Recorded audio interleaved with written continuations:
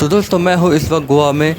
नमस्ते, सत श्री अकाल, आदाब दोस्तों। मैं हूँ सुनील और मैं आपका स्वागत करता हूँ। तो दोस्तों अभी ये सामने जो नज़र आ रहा है वो है पंजिम का ब्रिज। और अभी भी ये जो मैं ऊपर आप देख सकते हो अभी पंजिम का ब्रिज है। अभी जो मॉर्निंग का टाइम है इसलिए आपको फॉग यहाँ पे काफ़ी नज़र आ रहा होगा। देखो कितना खूबसूरत लग रहा है, ठीक है।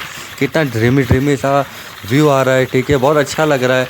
तो ये है पंजिम का ब्रिज और ये नीचे है वो पंजिम की फेमस रिवर मंडोवी।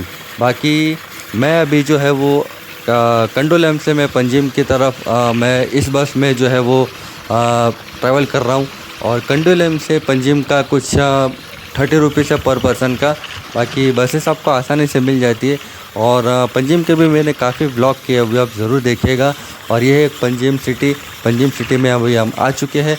और ये देखिए, तो उम्मीद करता हूँ आपको मेरा ये वीडियो पसंद आया तो वीडियो को लाइक करें, चैनल को सब्सक्राइब करें, अच्छे कमेंट करें। धन्यवाद।